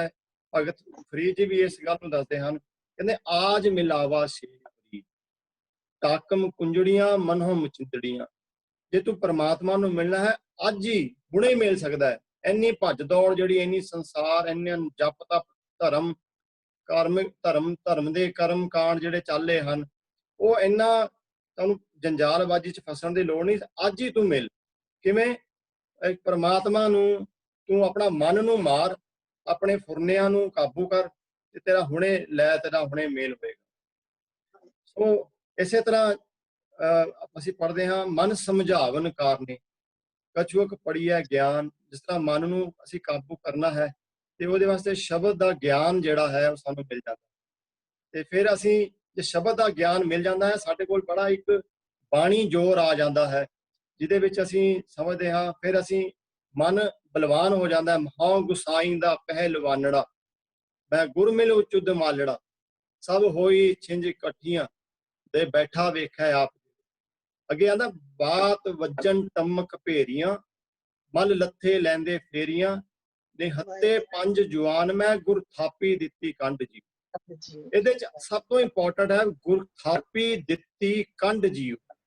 ਇਹ ਜਿਹੜਾ मन मारन की गल कर रहे हैं एक मरनते दो मूए ये तां होएगा जे गुरु की थापी गुरु की बख्शिश शब्द का रंग रस जिहड़ा साडे कोल होएगा फिर ये जिहड़ा ये असीं इन्हां ये पंजे बद्दे महाबली हन। ये सौखा नहीं है इन्हां नूं मार लेना, मन नूं मार लेना, अपने कारां नूं मार लेना। ये महाबली मन्ने गए हन पर पंजे बद्दे महाबली कर सच्चा ढोआ जे नाल होएगा फिर ही ये अवस्था ते पहुंचा जा सकता है। तो मैनूं लगता है खोज करके जो कबीर जी ने अपनी भगती दे राह दे उत्ते जो खोज करके एक सानू अवस्था का बयान किया है वो सानू राह विखाया है। एक होर गल जिहड़ी गुरवीर वीर जी ने दसी है शुकराने वाली बड़ी बार विचार बनया है। शुकराना जिहड़ा है भावें जिन्ना मर्जी जीवन का वड्डा दुख होवे जिन्ना मर्जी असीं वड्डी मुसीबत फसे हुई है जिन्ना मर्जी साडा नुकसान होया होवे पर परमात्मा दा शुकराना करना हर वेले बनिया रहेगा। वो बनदा है किसी भी अवस्था दे विच असीं विचर रही होईए। शुकराना जिहड़ा है वो एक अवस्था की निशानी है। ਉਹਦੇ वास्ते बख्शिश और शब्द के नाल जुड़ना जिहड़ा है बहुत जरूरी है। फिर ही ये गल्लां जदों असीं ज्ञान मन में होएगा ते असीं बख्शिश नाल असीं अवस्था दी विचार कर सकते हैं। वाहिगुरू जी का खालसा हाँ वाहिगुरू जी की फतेह। ਬਹੁਤ ਬਹੁਤ ਧੰਨਵਾਦ ਜੀ, ਬਹੁਤ ਬਹੁਤ ਧੰਨਵਾਦ। ਬੜਾ ਹੀ ਆਨੰਦ ਹੈ। ਹੁਣ ਆਂਟੀ ਮਨਜੀਤ ਕੌਰ ਦੀਆਂ ਬਾਲਾ ਜੀ ਨੂੰ ਬੇਨਤੀ ਹੈ ਉਹ ਵੀ ਆਪਣੇ ਵਿਚਾਰ। ਵਾਹਿਗੁਰੂ ਜੀ ਕਾ ਖਾਲਸਾ, ਵਾਹਿਗੁਰੂ ਜੀ ਕੀ ਫਤਿਹ। ਫਤਿਹ। ਹਾਂਜੀ, ਵੈਸੇ ਤੇ ਕੋਈ ਕਸਰ ਹੀ ਨਹੀਂ ਰਹਿ ਗਈ। ਮੈਨੂੰ ਵੀ ਸੇਮ ਵਿਚਾਰ ਆ ਰਹੇ ਸੀ ਜੋ ਵੀਰ ਜੀ ਨੇ ਹੁਣ ਦੱਸਿਆ ਹੈ ਕਿ ਬਈ ਇਹ ਇਸ ਤਰ੍ਹਾਂ ਲੱਗਦਾ ਹੈ, ਇਸ ਤਰ੍ਹਾਂ ਮਹਿਸੂਸ ਹੋ ਰਿਹਾ ਹੈ ਜਿਵੇਂ ਅਸੀਂ ਕਿਸੇ ਕੋਲੋਂ ਪ੍ਰੈਕਟੀਕਲ ਨੌਲੇਜ ਲੈ, ਜਿਵੇਂ ਕਬੀਰ ਜੀ ਆਪਣੀ ਪ੍ਰੈਕਟੀਕਲ ਨੌਲੇਜ ਦੇ ਰਹੇ ਨੇ, ਜਿਵੇਂ ਉਹਨਾਂ ਤੋਂ ਕਿਸੇ ਨੇ ਪੁੱਛਿਆ ਹੋਏ ਕਿ ਅਸੀਂ ਇਸ ਰਸਤੇ ਤੇ ਕਿਵੇਂ ਤੁਰਨਾ ਹੈ, ਇਸ ਰਸਤੇ ਕਿਵੇਂ ਪਰਮਾਤਮਾ ਦੀ ਪ੍ਰਾਪਤੀ ਕਰਨੀ ਹੈ, ਤੇ ਉਹ ਜਿਵੇਂ ਸਾਨੂੰ ਸਟੈਪ ਬਾਈ ਸਟੈਪ ਉਹਨਾਂ ਨੇ ਜਿਵੇਂ ਪ੍ਰਾਪਤੀ ਕੀਤੀ ਹੈ ਕਿ ਸਭ ਤੋਂ ਪਹਿਲੇ ਮਨ ਨੂੰ ਮਾਰਨਾ ਹੈ, ਫਿਰ ਤੁਹਾਡੇ ਇਹ ਵਿਕਾਰ ਮਰਨਗੇ, ਫਿਰ ਇਹ ਵਿਕਾਰ ਮਰਨਗੇ। ਕਿ ਇਹ ਇੱਕ ਕਬੀਰ ਜੀ ਨੇ ਸਾਨੂੰ ਪ੍ਰੈਕਟੀਕਲ ਨੌਲੇਜ ਕਿ ਸਾਨੂੰ ਜੋ ਹੈ ਨਾ ਬਾਕੀ ਸਾਰੀਆਂ ਗੱਲਾਂ ਕੋਈ ਇਹਦੇ ਵਿੱਚ ਕਿਸੇ ਗੱਲ ਦੀ ਕੋਈ ਕਸਰ ਨਹੀਂ ਰਹੇਗੀ। ਸੰਗਤਾਂ ਨੇ ਬਹੁਤ ਅੱਛੇ ਵਿਚਾਰ ਦਿੱਤੇ ਨੇ ਤੇ ਬਸ ਇਹੀ ਮਹਿਸੂਸ ਹੋ ਰਿਹਾ ਕਿ ਜਿਵੇਂ ਕਬੀਰ ਜੀ ਆਪਣੀ ਪ੍ਰੈਕਟੀਕਲ ਨੌਲੇਜ ਸਾਨੂੰ ਦਿੱਤੀ। ਵਾਹਿਗੁਰੂ ਜੀ ਕਾ ਖਾਲਸਾ, ਵਾਹਿਗੁਰੂ ਜੀ। ਰਵਿੰਦਰ ਅੰਕਲ ਜੀ। ਮੈਨੂੰ ਲੱਗਦਾ ਸੀ ਮੈਂ ਅੱਜ ਨਾ ਹੀ ਬੋਲਾਂ ਤੇ ਠੀਕ ਹੈ ਜੀ, ਪਰ ਉਹ ਜਿਹੜੀ ਗੱਲ ਰਵਨੀਤ ਬੇਟੇ ਨੇ ਕੀਤੀ ਹੈ ਬਲੌਕਸ ਵਾਲੀ, ਮੈਂ ਥੋੜਾ ਜਿਹਾ ਉਸ ਗੱਲ ਨੂੰ ਅੱਗੇ ਲੈ ਕੇ ਜਾਵਾਂਗਾ ਜੀ। ਪਹਿਲਾਂ ਮੈਂ ਇੱਕ ਬੁੱਕ ਪੜ੍ਹ ਰਿਹਾ ਜੀ ਅੱਜ ਕੱਲ, ਸ਼੍ਰੀ ਕਲਗੀਧਰ ਚਮਤਕਾਰ। ਉਹਦੇ ਚ ਗੁਰੂ ਸਾਹਿਬ ਕਿਸ ਤਰ੍ਹਾਂ ਆ ਸਾਰੀ ਚੀਜ਼ ਨੂੰ ਡਿਫਾਈਨ ਕਰਦੇ ਨੇ। ਬੜਾ ਪਿਆਰਾ ਸ਼ਬਦ ਹੈ, ਰੇ ਮਨ ਐਸੋ ਕਰ ਸੰਨਿਆਸਾ। ਜਿਹੜੀ ਇਹ ਸਾਰਾ ਸ਼ਬਦ ਹੈ ਉਹ ਬਸ ਇਸ ਪਰਥਾਈ ਹੈ ਵੀ ਮਨ ਨੂੰ ਕਿਸ ਤਰ੍ਹਾਂ ਮਾਰਨਾ। ਮੈਂ ਪਹਿਲਾਂ ਇੱਕ ਛੋਟੀ ਜੀ ਗੱਲ ਸ਼ੇਅਰ ਕਰਕੇ ਫਿਰ ਇਸ ਸ਼ਬਦ ਵੱਲ ਆਉਣਾ। ਉਹਨਾਂ ਦੇ ਟਾਈਮ ਤੇ ਇਸ ਬੁੱਕ ਵਿੱਚ ਇੱਕ ਸੁਗੜੋ ਬਾਈ ਦਾ ਪੂਰਾ ਚੈਪਟਰ ਹੈ ਜੀ। ਉਹ ਉਹਨਾਂ ਦੇ ਇੱਕ ਛੋਟਾ ਜਿਹਾ ਇੱਕ ਲੈਸਨ ਹੈ, ਉਹਨਾਂ 'ਚ ਕਹਿੰਦੇ ਨੇ ਉਹਨਾਂ ਨੇ ਸੁਗੜੋ ਬਾਈ ਨੇ ਆਪਣੇ ਪਿੰਡ 'ਚ ਸਾਰਿਆਂ ਨੂੰ ਬੜੇ ਸਾਰੇ ਤੋਹਫੇ ਦੇਣੇ ਸ਼ੁਰੂ ਕਰ ਦਿੱਤੇ ਕਿ ਮੈਂ ਹੁਣ ਆਪਣੀ ਲਾਈਫ ਤੋਂ ਬਿਲਕੁਲ ਸੈਟਿਸਫਾਈਡ ਹਾਂ, ਜਿੰਨਾ ਮੇਰੇ ਕੋਲ ਧਨ ਹੈ ਉਹ ਮੈਂ ਸਾਰਿਆਂ 'ਚ ਵੰਡ ਦੇਣਾ। ਉਹ ਸਾਰੇ ਪਿੰਡ 'ਚ ਉਹਨਾਂ ਨੇ ਵੰਡਦਾ, ਸਭ ਨੇ ਲੈ ਲਿਆ। ਬਟ ਇੱਕ ਉੱਥੇ ਦਰਜੀ ਦੀ ਦੁਕਾਨ ਕਰਦੇ ਸੀ ਸਿੰਘ ਸਾਹਿਬ, ਉਹਨਾਂ ਨੇ ਨਹੀਂ ਲਿਆ। ਉਹਨਾਂ ਨੇ ਮਨਾ ਕਰਤਾ ਕਿ ਮੈਂ ਇਹ ਚੀਜ਼ ਨਹੀਂ ਲੈ ਸਕਦਾ। ਉਹਨੂੰ ਜਿਹੜੇ ਸੁਗੜੋ ਬਾਈ ਸੀ ਉਹ ਬੜੇ ਪ੍ਰਭਾਵਿਤ ਹੋਏ ਵੀ ਮੈਂ ਸਾਰਿਆਂ ਨੂੰ ਦਿੱਤਾ, ਸਾਰਿਆਂ ਨੇ ਬੜੇ ਚਾਈ ਰੱਖ ਲਿਆ, ਬੜੀਆਂ ਸੋਹਣੀਆਂ ਚੀਜ਼ਾਂ ਸੀ, ਤੇ ਤੁਸੀਂ ਕਿਉਂ ਵਾਪਸ ਕਰਦੇ ਹੋ? ਕਹਿੰਦੇ ਕਿ ਮੈਂ ਆਪ ਉਹਨਾਂ ਨੂੰ ਮਿਲਣ ਜਾਵਾਂਗੀ। ਉਹਨਾਂ ਨੂੰ ਮਿਲਣ ਗਏ ਤੇ ਉਹਨਾਂ ਨੇ ਕਿਹਾ ਵੀ ਤੁਸੀਂ ਇਹ ਕਿਉਂ ਨਹੀਂ ਰੱਖਿਆ? ਉਹ ਕਹਿੰਦੇ ਜੀ ਮੇਰਾ ਗੁਰੂ ਮੈਨੂੰ ਇਹਨਾਂ ਚੀਜ਼ਾਂ ਦੀ ਅਲਾਓ ਨਹੀਂ ਕਰਦਾ। ਉਹਨਾਂ ਨੇ ਕਿਹਾ ਸੰਤੋਖੀ ਰਹਿਣਾ ਕਿ ਮੈਨੂੰ ਰੋਜ਼ ਦੇ 2-3 ਟਕੇ ਮਿਲ ਜਾਂਦੇ ਨੇ, ਮੇਰਾ 2 ਟਕੇ ਖਰਚਾ, 1 ਅੱਧਾ ਟਕਾ ਮੈਨੂੰ ਬਚ ਜਾਂਦਾ, ਉਹ ਮੈਂ ਦਸਵੰਧ ਚ ਦੇ ਦਿੰਦਾ। ਉਹ ਜਿਹੜੀ ਸੁਗੜੋ ਬਾਈ ਸੀ ਉਹਨੂੰ ਉਹ ਬੜੀ ਹੈਰਾਨ ਹੋਈ ਕਿ ਇਸ ਸੰਸਾਰ 'ਚ ਇਹੋ ਜਿਹਾ ਵੀ ਕੋਈ ਸੰਤੋਖੀ ਹੈ। ਫਿਰ ਉਹਨਾਂ ਨੇ ਗੁਰੂ ਸਾਹਿਬ ਦਾ ਨਾਮ ਪੁੱਛਿਆ ਤੇ ਮਤਲਬ ਇਸ ਪ੍ਰਸੰਗ ਦਾ ਸਿਰਫ ਮੋਰਲ ਇਹੀ ਹੈ ਕਿ ਉਹ ਸਾਰਾ ਕੁਝ ਵੇਚ ਵੱਟ ਕੇ ਆਪਣਾ ਜਿੰਨਾ ਵੀ ਉਹਨਾਂ ਕੋਲ ਧਨ ਸੀ, ਕੈਸ਼ ਸੀ, ਉਸ ਵੇਲੇ ਮੋਹਰਾਂ ਹੁੰਦੀਆਂ ਸੀ, ਉਹ ਸਾਰਾ ਕੁਝ ਆਪਣੇ ਗੱਡਿਆਂ ਤੇ ਲੱਦਿਆ ਤੇ ਗੁਰੂ ਸਾਹਿਬ ਦੇ ਉਸ ਤੋਂ ਬਾਅਦ ਆਪਣਾ ਜੀਵਨ ਸਾਰਾ ਉਹਨਾਂ ਨੂੰ ਸਮਰਪਿਤ ਕਰਤਾ ਸੀ ਤੇ ਅਖੀਰ ਤੱਕ ਉਹ ਮਾਤਾ ਸਾਹਿਬਪੁਰ ਦੇ ਸੇਵਾ 'ਚ ਰਹੇ ਸੀ। ਗੱਲ ਕਰਨ ਦਾ ਸਿਰਫ ਮੇਰਾ ਇੰਨਾ ਹੀ ਪਰਥਾਏ ਸੀ ਕਿ ਉਹ ਜਿਹੜੇ ਦਰਜੀ ਸਨ, ਜਿਨ੍ਹਾਂ ਨੂੰ ਗੁਰੂ ਸਾਹਿਬ ਨੇ ਦੱਸਿਆ ਸੀ, ਉਹਨਾਂ ਬਾਰੇ ਗੁਰੂ ਸਾਹਿਬ ਤੋਂ ਉਹਨਾਂ ਨੂੰ ਕਿਹਾ ਤੇ ਗੁਰੂ ਸਾਹਿਬ ਨੇ ਇਹ ਵਾਲਾ ਸ਼ਬਦ ਬੋਲਿਆ ਉਸ ਵੇਲੇ, ਰੇ ਮਨ ਐਸੋ ਕਰ ਸੰਨਿਆਸਾ, ਕਿ ਇਹ ਮਨ ਤੂੰ ਇਹੋ ਜਿਹਾ ਸੰਨਿਆਸ ਲੈ ਕਿ ਬਨ ਸੇ ਸਦਨ ਸਭੇ ਕਰ ਸਮਝੋ ਮਨ ਹੀ ਮਾਹੇ ਉਦਾਸਾ। ਮਨ ਨੂੰ ਕਿੱਦਾਂ ਮਾਰਨਾ ਉਹਨਾਂ ਨੇ ਇਸ ਸ਼ਬਦ ਵਿੱਚ ਉਹਨਾਂ ਨੇ ਪੂਰਾ ਦੱਸਿਆ ਕਿ ਸਭ ਤੋਂ ਪਹਿਲਾਂ ਉਹ ਵਾਲਾ ਵਿਕਾਰ ਪਕੜੋ, ਬਲੌਕ ਉਹ ਵਾਲਾ ਪਕੜੋ ਜਿਹੜਾ ਤੁਹਾਨੂੰ ਸਭ ਤੋਂ ਵੱਧ ਤੰਗ ਕਰ ਰਿਹਾ ਹੈ। ਜਿਵੇਂ ਅਸੀਂ ਆਪਣੀ ਉਮਰ 'ਚ ਲਾ ਲਈਏ ਕਿ ਸਾਨੂੰ ਜਿਹੜੇ ਸਾਡੇ ਬੱਚੇ ਨੇ ਜਾਂ ਉਹਨਾਂ ਦੇ ਬੱਚੇ ਨੇ ਉਹ ਬੜਾ ਸਾਡੇ ਕੋਲ ਮੋਹ ਲੈਂਦੇ ਨੇ, ਉਹ ਮੋਹ ਸਾਨੂੰ ਬੜਾ ਤੰਗ ਕਰਦਾ।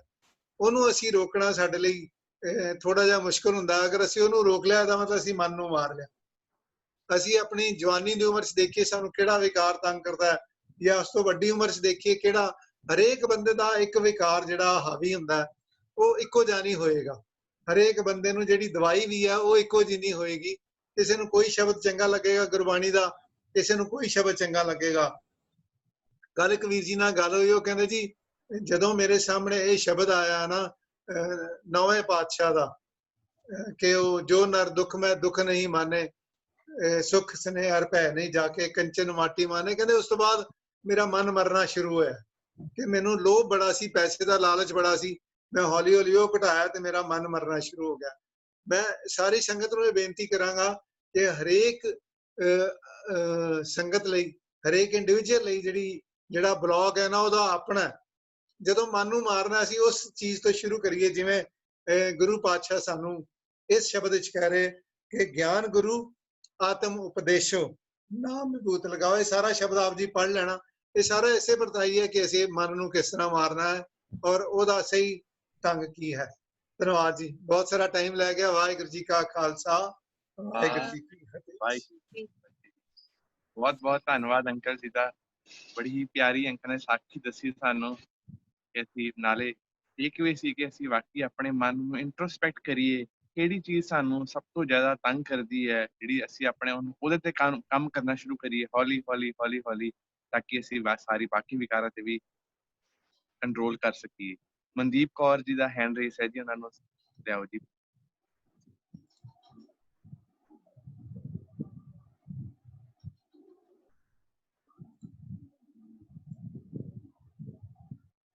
ਹਾਂਜੀ ਮਨਦੀਪ ਕੌਰ ਜੀ, ਬੋਲਣਾ ਹੁਣ। ਵਾਹਿਗੁਰੂ ਜੀ ਕਾ ਖਾਲਸਾ, ਵਾਹਿਗੁਰੂ ਜੀ ਕੀ ਫਤਿਹ। ਵੱਧ ਗਈ।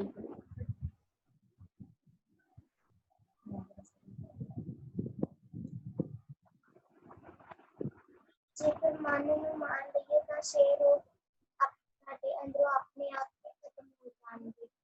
ਮੈਂ ਕਹਿੰਦੀ ਹਾਂ ਕਿ ਜੇਕਰ ਅਸੀਂ ਪਹਿਲਾਂ ਨਹੀਂ ਸਮਝੇ ਫਿਰ ਸਮਝ ਲਈਏ। ਤੁਹਾਡੀ ਆਵਾਜ਼ ਕਲੀਅਰ ਨਹੀਂ ਆ ਰਹੀ ਜੀ।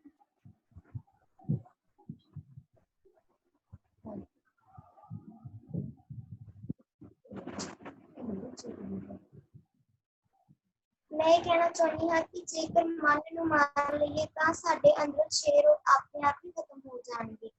ਜੇਕਰ ਅਸੀਂ ਮਨ ਨੂੰ ਮਾਰ ਲਈਏ ਤਾਂ ਜਿਹੜਾ ਕੰਮ ਹੈ ਉਹ ਸਾਡਾ ਸਫਲ ਹੋ ਜਾਏਗਾ। ਸਰ ਆਡੀਬਲ ਹੈ? ਜੀ ਜੀ ਜੀ। ਜੇਕਰ ਅਸੀਂ ਪਹਿਲਾਂ ਨਹੀਂ ਸਮਝੇ ਤਾਂ ਹੁਣ ਸਮਝ ਲਈਏ। ਬੜਾਈ ਵਿਚਾਰ ਕਰੀਏ, ਬੜਾਈ ਵਿਚਾਰ ਕਰੀਏ, ਗੁਰਬਾਣੀ ਪੜ੍ਹੀਏ। ਵਾਹਿਗੁਰੂ ਜੀ ਕਾ ਖਾਲਸਾ, ਵਾਹਿਗੁਰੂ ਜੀ ਕੀ ਫਤਿਹ। ਇਹ ਕਹਿਣਾ ਚਾਹੁੰਦੇ ਨੇ ਕਿ ਜਿਵੇਂ ਜੇ ਅਸੀਂ ਪਹਿਲਾਂ ਨਹੀਂ ਸਮਝ ਸਕੇ ਤਾਂ ਅਸੀਂ ਹੁਣ ਨਹੀਂ ਸਮਝੀਏ। ਜਿਵੇਂ ਕਿ ਅਸੀਂ ਆਪਣੇ ਮਨ ਨੂੰ ਮਾਰਨਾ ਹੈ, ਜੇ ਅਸੀਂ ਪਹਿਲਾਂ ਨਹੀਂ ਸਮਝ ਸਕੇ ਤਾਂ ਹੁਣ ਨਹੀਂ ਸਮਝੀਏ। ਜਿਵੇਂ ਇੱਕ ਗੁਰਬਾਣੀ ਫਰਮਾਨ ਹੈ, ਹਜੂ ਸੰਕਚ ਵਿਗੜਿਓ ਨਹੀਂ, ਵੀ ਹੁਣ ਨਹੀਂ ਸਮਝੀਏ। ਜੇ ਹਜੇ ਕੁਛ ਨਹੀਂ ਵਿਗੜਿਆ ਤੇ ਅਸੀਂ ਹੁਣ ਨਹੀਂ ਸਮਝ ਲਈਏ। ਜਿਵੇਂ ਕਿ ਆਪਾਂ ਨੂੰ ਜਿਹੜਾ ਮਨ ਹੈ ਇਹੀ ਆਪਾਂ ਨੂੰ ਆਲਸ ਦਿਵਾਉਂਦਾ ਹੈ ਤੇ ਆਪਾਂ ਜੇ ਆਪਾਂ ਆਲਸ ਜਿਵੇਂ ਕਬੀਰ ਦੇ ਦੋਏ ਨੇ ਵੀ ਕੱਲ ਕਰੇ ਸੋ ਆਜ ਕਰ, ਆਜ ਕਰੇ ਸੋ ਅਬ, ਕੱਲ ਮੈਂ ਪਰਲੇ ਹੋਏਗੀ ਬਹੁਤ ਕਰੇਗਾ ਕਬ। ਵੀ ਜੇ ਅਸੀਂ ਅੱਜ ਦਾ ਕੰਮ ਕੱਲ ਤੇ ਪਾ ਦਿੰਦੇ ਹਾਂ ਤਾਂ ਫਿਰ ਉਹ ਕੰਮ ਹੋਰ ਲੇਟ ਹੁੰਦਾ ਜਾਂਦਾ ਹੈ। ਮਨ ਕਹਿੰਦਾ ਨਹੀਂ ਅੱਜ ਨਹੀਂ ਕੱਲ ਕਰਾਂਗੇ।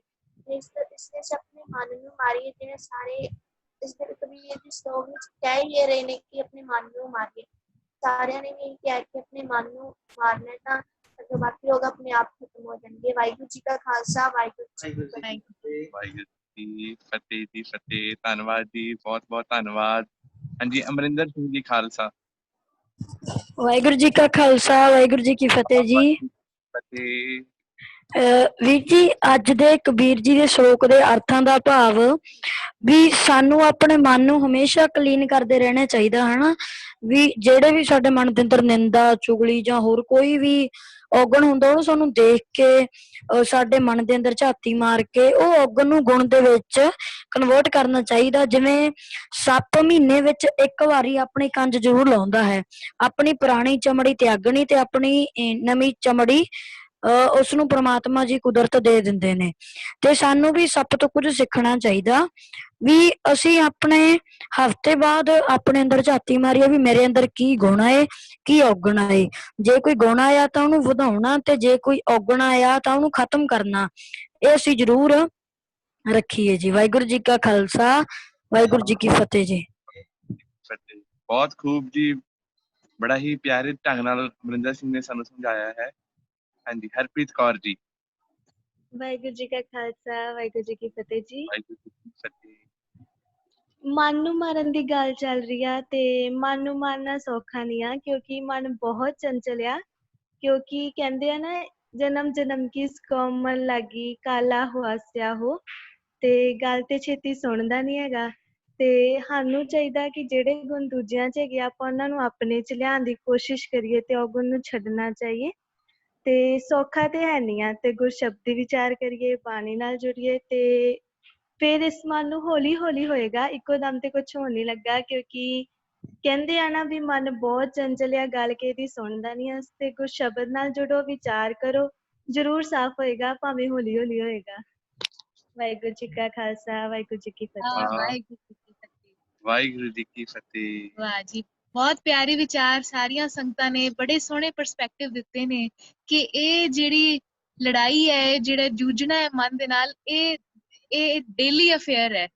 ਹਰ ਰੋਜ਼ ਅਸੀਂ ਆਪਣੇ ਮਨ ਦੇ ਨਾਲ ਜੂਝਣਾ ਹੈ। ਜਿਹੜੇ ਜਿਹੜੇ ਵਿਕਾਰ ਆਉਂਦੇ ਉਹਨਾਂ ਨਾਲ ਲੜਾਈ ਕਰਨੀ ਹੈ। ਅਮਰਿੰਦਰ ਸਿੰਘ ਜੀ ਨੇ ਜਿਵੇਂ ਕਿਹਾ ਹੈ, ਇਹ ਡੇਲੀ ਕਲੀਨਿੰਗ ਕਰਨੀ ਹੈ। ਇਹ ਅਸੀਂ ਆਪਣੇ ਮਨ ਦੀ ਸਫਾਈ, ਹਰ ਰੋਜ਼ ਇੱਥੇ ਮਿੱਟੀ ਪੈ ਰਹੀ ਹੈ ਤੇ ਉਹ ਮੈਲ ਵਧੀ ਜਾ ਰਹੀ ਹੈ, ਪਰ ਅਸੀਂ ਨਾਲ ਨਾਲ ਅਸੀਂ ਉਹਨਾਂ ਦੇ ਉੱਤੇ ਕੰਮ ਕਰਨਾ ਹੈ। ਅਸੀਂ ਚੰਗੇ ਗੁਣਾਂ ਨੂੰ ਧਾਰ ਕੇ ਨਿਤਨੇਮ ਆਪਣਾ ਪੱਕਾ ਕਰਕੇ ਇਹਨਾਂ ਅਵਗੁਣਾਂ ਤੋਂ ਦੂਰ ਜਾਣਾ ਹੈ। ਤੇ ਆਈ ਥਿੰਕ ਬੜੀ ਸੋਹਣੀ ਡਿਸਕਸ਼ਨ ਹੋਈ ਹੈ। ਤੇ ਅਸੀਂ ਜਿਵੇਂ ਪਹਿਲੇ ਗੱਲ ਕੀਤੀ ਕਿ ਜਿਹੜਾ ਫਰਸਟ ਸਟੈਪ ਹੈਗਾ ਉਹ ਹੈਗਾ ਰਿਅਲਾਈਜ਼ ਕਰਨਾ ਕਿ ਇਹ ਮੇਰੇ ਅੰਦਰ ਕੋਈ ਵਿਕਾਰ ਹੈਗੇ ਨੇ। ਤੇ ਜਦੋਂ ਅਸੀਂ ਰਿਅਲਾਈਜ਼ ਕਰ ਲਿਆ, ਫਿਰ ਉਹਦੀ ਸਟ੍ਰੈਟਜੀ ਬਣਾਣੀ ਬਈ ਹੁਣ ਇਹਨਾਂ ਦੇ ਨਾਲ ਕਿਸ ਤਰ੍ਹਾਂ ਜੂਝਣਾ ਹੈ। ਜੇ ਆਲਸ ਹੈ ਤੇ ਮੈਂ ਆਲਸ ਨੂੰ ਰੋਕਣ ਵਾਸਤੇ ਕੀ ਕਰਨਾ ਹੈ।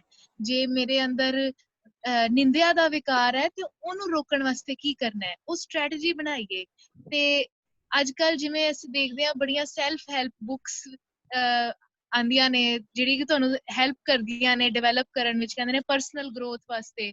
ਉਹਨਾਂ ਵਿੱਚ ਇਹੀ ਸਟ੍ਰੈਟਜੀਜ਼ ਦਿੱਤੀਆਂ ਹੁੰਦੀਆਂ ਨੇ ਕਿ ਜੇ ਤੁਹਾਨੂੰ ਆਲਸ ਕਰਦੇ ਹੋ ਤੇ ਜੀ ਇਸ ਤਰ੍ਹਾਂ ਦੀ ਟੈਕਨੀਕ ਫੋਲੋ ਕਰੋ। ਜੇ ਤੁਹਾਨੂੰ ਇਸ ਤਰ੍ਹਾਂ ਦਾ ਈਗੋ ਇਜ਼ ਦੀ ਐਨਮੀ ਕਿਤਾਬ ਹੈ, ਈਗੋ ਦਾ ਜਿਹੜਾ ਵਿਕਾਰ ਹੈ ਉਹਨੂੰ ਕਿਸ ਤਰ੍ਹਾਂ ਦੂਰ ਕੀਤਾ ਜਾਏ। ਤੇ ਗੁਰੂ ਸਾਹਿਬ ਸਾਨੂੰ ਸਭ ਤੋਂ ਪਹਿਲਾਂ, ਗੁਰੂ ਸਾਹਿਬ ਸਾਨੂੰ ਕਹਿ ਲਓ ਬਾਣੀ ਰਾਹੀਂ ਇਹ ਮੈਸੇਜ ਦਿੰਦੇ ਨੇ ਕਿ ਅਸੀਂ ਸਭ ਤੋਂ ਪਹਿਲਾਂ ਜਿਹੜੀ ਚੀਜ਼ ਤੇ ਕੰਮ ਕਰਨਾ ਉਹ ਆਪਣੇ ਮਨ ਦੇ ਉੱਤੇ ਹੈ। ਕਿਉਂਕਿ ਜੇ ਅਸੀਂ ਇਹ ਮਨ ਨੂੰ ਫੜ ਲਿਆ, ਜਿਵੇਂ ਹੁਣੇ ਭੈਣ ਜੀ ਹਰਪ੍ਰੀਤ ਕੌਰ ਜੀ ਨੇ ਕਿਹਾ ਹੈ ਕਿ ਇਹ ਜਿਹੜਾ ਚੰਚਲ ਮਨ ਹੈ ਇਹ ਇੱਧਰ ਉੱਧਰ ਭਟਕਦਾ ਰਹਿੰਦਾ ਹੈ। ਅਸੀਂ ਜੇ ਇਹਨੂੰ ਕੰਟਰੋਲ ਕਰ ਲਈਏ, ਜੇ ਉਹ ਲਗਾਮ ਆਪਣੇ ਹੱਥ ਵਿੱਚ ਲੈ ਲਈਏ ਤੇ ਅਸੀਂ ਮਨਮਤ ਜਗ੍ਹਾ ਗੁਰਮਤ ਨੂੰ ਆਪਣੇ ਕਹਿ ਲਓ ਲਾਈਫ ਦਾ ਜਿਹੜਾ ਕਿ ਹੈ ਲੀਡਿੰਗ ਮਿਸ਼ਨ ਬਣਾ ਲਈਏ ਤੇ ਅਸੀਂ ਗੁਰੂ ਸਾਹਿਬ ਦੇ ਨੇੜੇ ਹੋ ਸਕਾਂਗੇ ਅਤੇ ਹੋਰ ਗੁਣਾਂ ਨੂੰ ਹੋਰ ਧਾਰ ਸਕਦੇ ਹਾਂ। ਆਈ ਥਿੰਕ ਦੇ ਨਾਲ ਲਾਸਟ ਚੀਜ਼ ਨੂੰ ਐਡ ਕਰਾਂਗੇ, ਉਹ ਗੁਣਾਂ ਦੀ ਜਿਹੜੇ ਸਾਨੂੰ ਮਿਲਣੀ ਬਖਸ਼ਿਸ਼, ਜਿਵੇਂ ਰਵਿੰਦਰ ਵੀਰ ਜੀ ਨੇ ਬੜੇ ਵਧੀਆ ਢੰਗ ਨਾਲ ਸਮਝਾਇਆ, ਉਹ ਗੁਣ ਗਾ ਕੇ ਗੁਣਾਂ ਦੀ ਬਖਸ਼ਿਸ਼ ਮਿਲਣੀ ਹੈ ਸਾਨੂੰ। ਉਹਦੇ ਗੁਣ ਗਾਉਂਦੇ ਰਹੀਏ, ਗਾਉਂਦੇ ਰਹੀਏ, ਗਾਉਂਦੇ ਰਹੀਏ, ਅਰਦਾਸ ਕਰਦੇ ਰਹੀਏ ਗੁਰੂ ਸਾਹਿਬ ਦੇ ਚਰਨਾਂ ਵਿੱਚ। ਗੁਰੂ ਸਾਹਿਬ ਬਖਸ਼ਿਸ਼ ਕਰਨਗੇ। ਗੁਰੂ ਦੀ ਬਖਸ਼ਿਸ਼ ਨਾਲ ਹੀ ਇਹ ਮਨ ਅਸੀਂ ਕਾਬੂ ਕਰ ਸਕਦੇ ਹਾਂ। ਸੋ ਬਿਨਾਂ ਕੁਛ ਨਹੀਂ ਹੋ ਸਕਦਾ। ਇਸ ਲਈ ਗੁਰੂ ਦੇ ਅੱਗੇ ਢਹਿ ਪਈਏ, ਗੁਰੂ ਸਾਹਿਬ ਬਖਸ਼ਿਸ਼ ਕਰੋ ਆਪ ਜੀ, ਅਸੀਂ ਗੁਣ ਗਾਉਂਦੇ ਰਹੀਏ ਤੇ ਅਰਦਾਸ ਕਰਦੇ ਰਹੀਏ। ਇਹੀ ਇੱਕ ਜਿਹੜਾ ਬੈਸਟ ਵੇ ਹੈਗਾ, ਇਹੀ ਵੇ ਹੈਗਾ। ਇਸ ਤੋਂ ਇਲਾਵਾ ਹੋਰ ਕੋਈ ਵੇ ਨਹੀਂ ਹੈਗਾ ਜੀ। ਹਾਂਜੀ ਵੀਰ ਜੀ ਦਮਦਮਾ ਸਾਹਿਬ ਤੋਂ ਉਹਨਾਂ ਦਾ ਹੈਂਡ ਰੇਸ ਸੀ ਜੀ, ਉਹਨਾਂ ਨੂੰ ਉਹਨਾਂ ਦੇ ਵਿਚਾਰ ਲਿਖੇ ਕੋਈ। ਵਾਹਿਗੁਰੂ ਜੀ ਕਾ ਖਾਲਸਾ ਵਾਹਿਗੁਰੂ ਜੀ ਕੀ ਫਤਿਹ।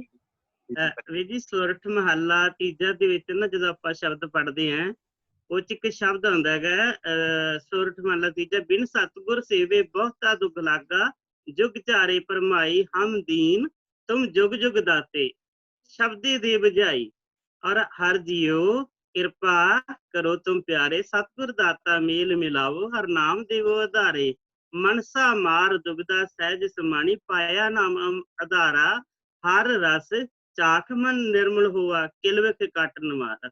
ਔਰ ਉਸ ਦੇ ਵਿੱਚ ਇੱਕ ਪੰਕਤੀ ਆਉਂਦੀ ਹੈ, ਸ਼ਬਦ ਮਰੋ ਫਿਰ ਜੀਵੋ ਸਦਹੀ, ਤਾਂ ਫਿਰ ਮਰ ਨਾ ਹੋਈ। ਵੀ ਆਪਾਂ ਗੁਰੂ ਦੇ ਸ਼ਬਦ ਵਿੱਚ ਜਦੋਂ ਜੁੜਾਂਗੇ ਔਰ ਉਹਨੂੰ ਸ਼ੋਅ ਹੋ ਜਾਵੇ, ਔਰ ਫਿਰ ਸਦਾ ਹੀ ਆਤਮਿਕ ਜੀਵਨ ਜਿਉਂਦੇ ਰਹੋਗੇ, ਫਿਰ ਕਦੇ ਆਤਮਿਕ ਮੌਤ ਸਾਡੇ ਨੇੜੇ ਨਹੀਂ ਆਉਂਦੀ। ਕਿਉਂਕਿ ਜਿਹੜਾ ਸਾਡਾ ਗੁਰੂ ਦਾ ਨਾਮ ਹੈ ਅੰਮ੍ਰਿਤ ਨਾਮ ਸਦਾ ਮਨ ਮੀਠਾ ਸ਼ਬਦੇ ਭਾਵੈ ਕੋਈ। ਜਿਹੜਾ ਵੀ ਮਨੁੱਖ ਗੁਰੂ ਦੀ ਸ਼ਬਦ ਰਾਹੀਂ ਹਰ ਨਾਮ ਪ੍ਰਾਪਤ ਕਰ ਲੈਂਦਾ ਹੈ ਉਸ ਨੂੰ ਆਤਮਿਕ ਨਾਮ ਸਦਾ ਲਈ ਉਹਨੂੰ ਮਿੱਠਾ ਲੱਗਣ ਲੱਗ ਜਾਂਦਾ ਹੈ। ਦਾਤਾ ਦਾਤ ਰੱਖੀ ਹੱਥ ਆਪਣਾ ਜਿਸ ਭਾਵੈ ਤਿਸ ਦੇਈ। ਵੀ ਨਾਮ ਦੀ ਦਾਤ ਆਪਣੇ ਹੱਥ ਵਿੱਚ ਰੱਖੀ ਹੋਈ ਹੈ, ਜਿਸ ਨੂੰ ਚਾਹੁੰਦਾ ਉਸ ਨੂੰ ਉਹ ਦੇ ਦਿੰਦਾ ਹੈ। ਨਾਨਕ ਨਾਮ ਰਤੇ ਸੁਖ ਪਾਇਆ ਦਰਗਹਿ ਜਾਪੈ ਸਈ। ਜਿਹੜੇ ਮਨੁੱਖ ਪ੍ਰਭੂ ਦੇ ਨਾਮ ਰੰਗ ਵਿੱਚ ਰੰਗ ਜਾਂਦੇ ਆ, ਸੁੱਖ ਮਾਣਦੇ ਆ, ਪਰਮਾਤਮਾ ਦੀ ਹਜ਼ੂਰੀ ਵਿੱਚ ਉਹੀ ਮਨੁੱਖ ਆਦਰ ਤੇ ਮਾਣ ਪਾਉਂਦੇ ਆ। ਵਾਹਿਗੁਰੂ ਜੀ ਕਾ ਖਾਲਸਾ, ਵਾਹਿਗੁਰੂ ਜੀ ਕੀ ਫਤਿਹ। ਵਾਹਿਗੁਰੂ ਜੀ ਕਾ ਖਾਲਸਾ, ਵਾਹਿਗੁਰੂ ਜੀ ਕੀ ਫਤਿਹ ਜੀ। ਹੁਣ ਮੈਂ ਰਿਕੁਐਸਟ ਕਰਾਂਗਾ ਦਿਵਜੋਤ ਵੀਰ ਜੀ ਤੇ ਜਨਨ ਦੀਦੀ ਨੂੰ ਕਿ ਇੱਕ ਵਾਰੀ ਉਹ ਸ਼ਲੋਕ ਜ਼ਿਆਦਾ ਦੁਬਾਰਾ ਪੜ੍ਹ ਦੇਣ ਤੇ ਅਸੀਂ ਸਮਾਪਤੀ ਵੱਲ ਵਧੀਏ ਜੀ।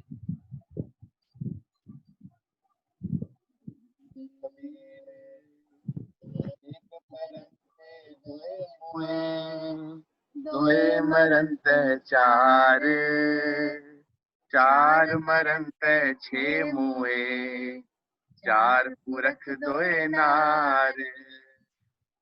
कबीर एक मरण ते दोए मुए, दोए मरण ते चार, चार मरण ते छे मुए, चार पुरख दोए नार। ਵਾਹਿਗੁਰੂ ਜੀ ਕਾ ਖਾਲਸਾ, ਵਾਹਿਗੁਰੂ ਜੀ ਕੀ ਫਤਿਹ। Thank you so much. Urvinder uncle ji ਨੇ ਵੀ ਕੰਪਲੀਮੈਂਟ ਦਿੱਤਾ ਕਿ ਪਲੈਟੀਨਮ ਜੋੜੀ ਸਾਡੀ, ਤੇ ਇਹਨਾਂ ਦਾ ਥੈਂਕਸ। ਤੇ ਸਾਰਿਆਂ ਨੇ ਜਿਨ੍ਹਾਂ ਨੇ ਇਨਪੁਟ ਦਿੱਤਾ, ਸਾਰੀ ਸੰਗਤ ਦਾ ਥੈਂਕਸ ਜੀ ਕਿ ਅਸੀਂ ਹਰ ਇੱਕ ਪਰਸਪੈਕਟਿਵ ਤੋਂ ਉਹ ਚੀਜ਼ ਨੂੰ ਰੋਜ਼ ਦੇਖਦੇ ਹਾਂ ਤੇ ਹਰ ਰੋਜ਼ ਵਿਚਾਰਦੇ ਹਾਂ। ਇਹ ਚੀਜ਼ਾਂ ਅਸੀਂ ਇਕੱਲੇ ਨਹੀਂ ਸੋਚ ਸਕਦੇ, ਸਾਰਿਆਂ ਦੇ ਇਨਪੁਟ ਲੈ ਕੇ ਅਸੀਂ ਉਹਨੂੰ ਡਿਫਰੈਂਟ ਪਰਸਪੈਕਟਿਵਸ ਦੇਖ ਕੇ ਤਾਂ ਅਸੀਂ ਇੰਟਰਸਪੈਕਸ਼ਨ ਵਿੱਚ ਉਹ ਹੈਲਪ ਕਰਦਾ ਜੀ। ਤੇ ਮੈਂ ਸਾਰਿਆਂ ਦਾ ਬਹੁਤ ਧੰਨਵਾਦੀ ਹਾਂ ਜੀ। ਤੇ ਅਸੀਂ ਐਂਡ ਕਰਦੇ ਹਾਂ ਜੀ। ਵਾਹਿਗੁਰੂ ਜੀ ਕਾ ਖਾਲਸਾ, ਵਾਹਿਗੁਰੂ ਜੀ ਕੀ ਫਤਿਹ। ਵਾਹਿਗੁਰੂ ਜੀ ਕੀ ਫਤਿਹ।